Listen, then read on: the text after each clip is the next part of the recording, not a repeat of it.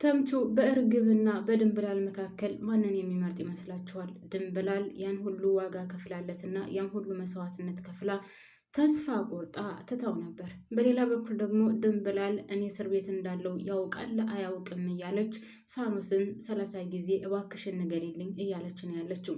ፋኖስ ሽምግልና ሆነው መጥተው እንደነበረ ለእርግብ ነግራታለች። ነገር ግን ረስታው እንደነበረና በጭራሽ እንዳላስታወሰች እርግብ እስር ቤት እንደሆነች እንዳልነገረችው ነበር የነገረቻት። እርግብ አሁን በጉጉት እየጠበቀች ነው ተምቹ እስር ቤት እንደሆነች አውቆ መጥቶ እንደሚጠይቃት። ከዛም ከእስር ቤት ስወጣ ፍቅራቸው እንደሚቀጥል ነው ሀሳቧ። ነገር ግን የሚሆን አይመስለኝም። እኔ በበኩሌ ውድ ቤተሰቦቼ እውነት ተምቹና ድንብላል አንድ ላይ ቢሆኑ በጣም ደስተኛ ነኝ። ደግሞ እንደዛም እስከዛሬም ድረስ ከከፈለችው ዋጋ አንጻር ስታዩት ተምቹ ለድንብላል ነው የሚገባት። እውነት ለእርግብ ሳይሆን ለድንብላል ነው የሚገባት ተምቹ። በዛ ላይ ደግሞ በጣም ደስ የሚለው ነገር በዛሬው ፓርት ላይ ፓርት 137 ላይ በጣም ደስ የሚለው ነገር ተምቹ ድንብላልን ፍለጋ ወደ እነ ሰላምዬ ሰፈር ሂዶ ነበር ማለት ነው። አሁን እየወደዳት ነው ማለት ይወዳታል፣ ያፈቅራታል ማለት ነው። እኔ እኮ ናፍቀሽኛል፣ እንዴት ነው ማግኘት የምችለው? እስካሁን ድረስ አትወጭም እያለ እየጠበቃት ነበር።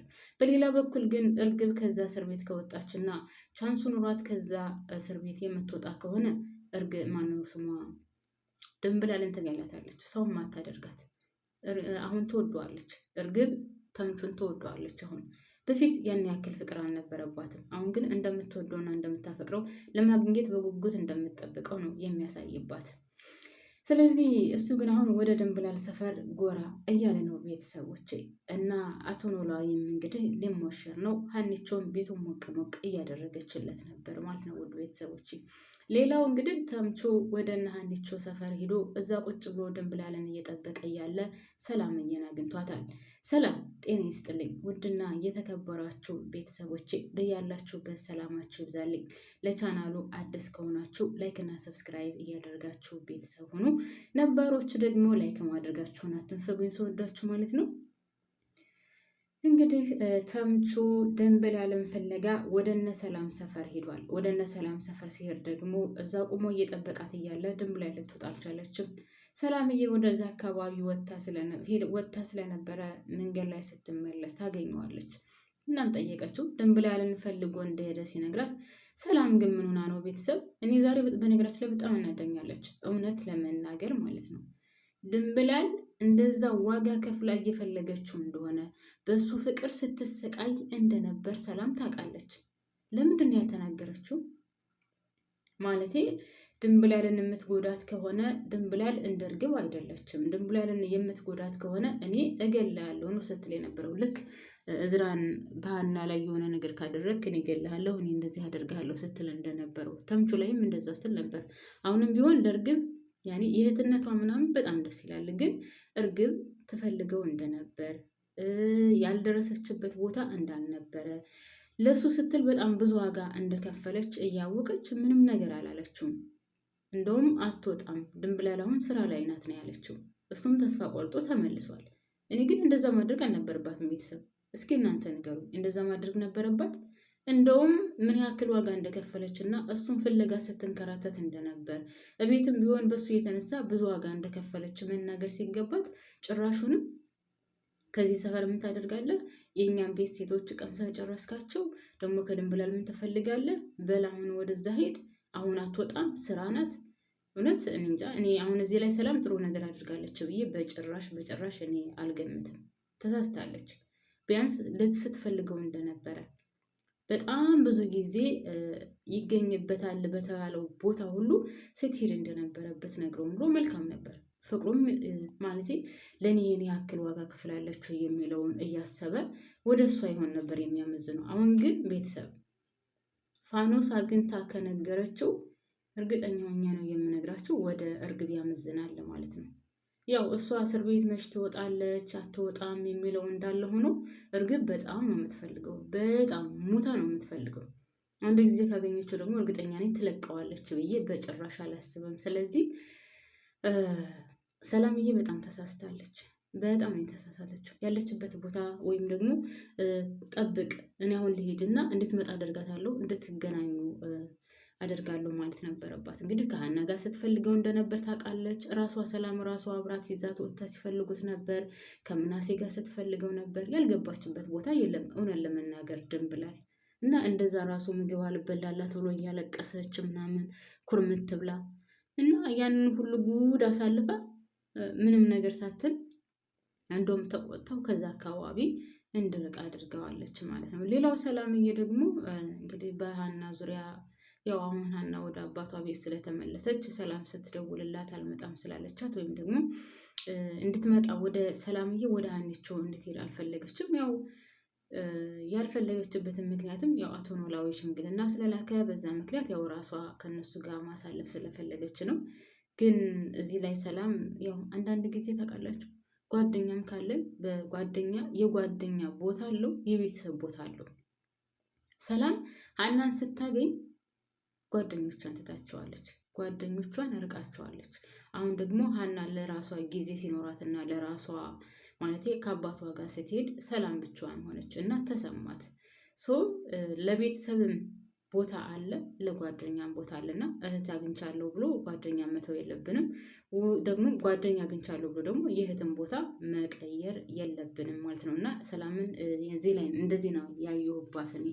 እህቴን አግኝቻለሁ ከዚህ በኋላ ማንም ምንም አይሰራልኝም ብላ፣ ነገር ግን ሀና በምትፈልገው ጊዜ በምትፈልገው ቦታ ወይም በምትፈልገው ሰዓት ደግሞ ላታገኛት ትችላለች። ምክንያቱም የሰው ልጅ የራሱ የሆነ ህይወት አለው። እህትም ብትሆን የራሷ የሆነ ህይወት አላት። ስለዚህ ሁሉም ሰው የራሱ የሆነ ህይወት አላት። እናቷ፣ አባቷ፣ ወንድም፣ እህት፣ ሁሉም ሰው የራሱ ህይወት አለው። ስለዚህ በማንም ቦታ ማንም ሊተካ አይችልም። ጓደኛ የራሱ ቦታ አለው፣ እናት የራሷ ቦታ፣ አባት የራሱ ቦታ፣ እህትና ወንድም የራሳቸው ቦታ አላቸው።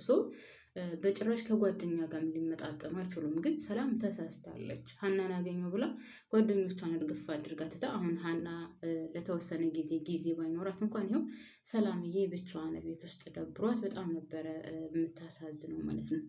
ሌላው እንግዲህ አቶ ኖላዊ ሊሞሸር ነው። አቶ ኖላዊ አሸወይና ሊባልለት ነው ማለት ነው። ሀኒቾ ከሽምግልና በኋላ አሴርን ይዛው ወጥታ ዝም ብሎ ከዛ ከሰፈራቸው ከደረሰ በኋላ ሊመለስ ሲል እኔ እኮ አንተን ላዋራ ፈልጌ ነው፣ ለምንድን ነው ዝም የምትለኝ? እውነት ናኒ ሂድ ብዬ ወይም ተከትዬ የወጣሁት ዝም ብዬ እንድሸኘኝ መስሎህ ነው ወይ? ለምንድን ነው ዝም የምትለው ስትለው መጀመሪያ በሱ ዙሪያ የምታወራ መስሎን ነበር። ነገር ግን ስለ ኤልያስ ልጠይቀው ነበር። ስለ ኤልያስ ደግሞ እሱ ከአንድም ሁለት ጊዜ በጣም ብዙ ጊዜ አግኝቶ ስለነበረ ስለ እሱ ጉዳይ እንድጠይቀኝ አልፈልግም። ስለ ኤልያስ ጉዳይ ከአንቺ በላይ ነው ብዙ ነገር አውቃለሁ። ልጁ በጣም ተጎድቷል፣ በጣም ተሰቃይቷል። ወደ ኋላ ዘወር ብለሽ እንድታስቢበት እፈልጋለሁ። ልጁ በጣም የተጎዳ ነው ሲላት አንተስ ትወደኛለህ? በእኔ ምክንያት እኮ ጎዳና ወጥተሃል ስትለው በጭራሽ የኔና የእሱ ፍቅር ሊመጣጠን አይችልም። እኔ ራሴን ሳየው በኤልያስ ቦታ እሱ በጣም ተጎድተዋል። ስለዚህ ደግሞ ወንድ ልጅ ገፍተሽ የተገፋው ሰው ምናልባት ጥሩ ቦታ ሊደርሰው ይችላል። አንቺ ግን ገፍተሽ መጨረሻሽን ምን እንደሚሆን አታውቂም ምናምን ብሎ ነው እንግዲህ የሆነ የሚያስደነግጥ ቃል ነገራት። አሁን እዚህ ላይ ሀና ምንድን ነው የምታደርገው? ኤልያስን አግኝታ አናግረዋለች። ቃሏን ለሌላ ሰው እንደሰጠች ነግረዋለች። ግን እውነት ለመናገር ፈተና ነው፣ እግዚአብሔርም ፈተና ነው። ፍቅርም እንደዚህ ይፈትናል ማለት ነው። በሶስት ወንዶች ተከባ ከማጋ መሆን እንዳለባት ግራ ተጋብታለች። አሴርንም ቢሆን መራቅ አትፈልግም ነበር ቢሳካላት በጊዜው ወታቅ ኖሮ። ኤልያስንም እንደዛው ለእዝራ ቃል ገብታለታለች። በነገራችን ላይ ለእዝራ ቃል ባትገባለት ኖሮ ያው ግን ትወደዋለች እዝራንም ቢሆን። አሁን ከኤልያስ ከአሴር ከእዝራ ማንን ትወዳለች ካላችሁኝ እዝራን ትወደዋለች። ልቧ ሁል ጊዜ የሚያመዝነው ለእዝራ ነው። እዝራን ትወደዋለች። ግን በጣም ከባድ ነው። ኤልያስም ቢሆን በሷ ምክንያት እንደዚህ እየተጎዳ ስታዩት በጣም ከባድ ነው። ማንኛውም ሰው በራሱ ህይወት እንደዚህ ቢደርስበት በጣም ከባድ ነው። እግዚአብሔርን አሴርም ቢሆን በጣም ብዙ ዋጋ የከፈለ ነው ለሷ ብዙ ነገር ያደረገ ነው። ኩላሊቱን አሳልፎ ለመሸጥ እስከ እየደረሰ ልጅ ነው። ለእናቷ ደም የሰጠው ህይወት የዘራባት እሱ ነው። አቶ ኖላዊ እንደዛ ታሞ መንቀሳቀስ በማይችልበት ደረጃ 24 ሰዓት ከሱ ጋር ኩርምት ብሎ ቁጭ ብሎ ያሳለፈው ጊዜ አሴር ነው። እነዚህንም መግፋቱ በነገራችን ላይ ቀላል ነገር አይደለም። እነዚህ ሁለት ወጣቶች እየተጎዱ መቼስ ማንኛውም ሰው በእኔ ቦታ ሆኖ ቢያስበው ወይም ደግሞ በዛ በሀና ቦታ ሆኖ ቢያየው በጣም ከባድ ነው። እሷ የወደደችው እዝራን ነው፣ ቃሏን የሰጠችው ለእዝራ ነው። ግን አሴርና ኤልያስ ደግሞ እየተጎዱ ወይም ደግሞ በእሷ ፍቅር እንደዚህ እርርድብን እያሉ እሷ የሰላም ህይወት ትኖራለች ወይ? በጭራሽ። ማለት ትክክለኛ ጭንቅላት ያለው ሰው ሰላም ይኖራል ብዬ አላስብም። እውነት ለመናገር ከባድ ነው በጣም እውነት።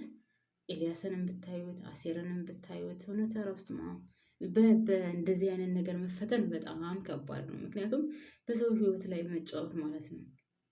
ገብቷቸውን ለሁሉም ቃል አልሰጠችም። ለሁሉም ደግሞ እሺ ያለችው ነገር የለም። ግን ፈተናው በጣም ከባድ ነው እውነት። እናንተ በእሷ ቦታ ብትሆኑ ምን ታደርጋላችሁ? ኦኬ ምርጫዋ እንዳለ ሆኖ ምርጫዋ አሁን እሱ እዝራ ነው ታውቋል። በቃ ሁላችንም ያውቀናል። ግን ምርጫዋ እዝራ ቢሆንም ሀና አሁን ጭንቀት ውስጥ ነው ያለችው። በጣም ጭንቀት ውስጥ ነው ያለችው። ግን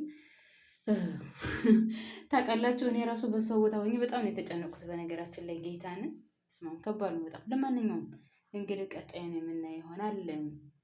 አቶ ማነው ኤልያስም ወደ አዲስ አበባ መሄድ አለብን ማለት ወደ ደሴ መሄድ አለብን። በቃ በሀና ዙሪያ ያለውን ነገር ተስፋ ብትቆርጥበት ይሻልሃል። ስለዚህ ወደ ደሴ እንመለስ እያለው ነው። እሱም በጭራሽ ሞቼ እገኛለሁ፣ ወደ ደሴ አልመለስም፣ በሞትም አልመለስም፣ እስከ መጨረሻው ድረስ ወይም እስከ ጥግ ድረስ እሄዳለሁ እንጂ አልሄድም ብሏል። ስለዚህ ኤልያስ ደግሞ እንደዚህ ያለበት ምክንያት ሁላችንም ከዚህ በፊትም እንዳልኩትኝ ያው ከጽዮን ጋር ግንኙነት ስላለው እና ከእሷ ጋር የሚሰራውን ስራ ተስፋ ጥሎበት እንጂ ሌላ ነገር አይመስለኝም። እንጂ ሀና ቃሏን ለሌላ ሰው እንደሰጠች ለሱም ነግረዋለች፣ ለአሊም ነግረዋለች። ሰው ለሱ እንደማትሆን ያውቃል ማለት ነው። እና ማሮችዬ እኔ እዚህ ላይ ያበቃለሁ። ስወዳችሁ ላይክ አድርጉልኝ ማሮችዬ።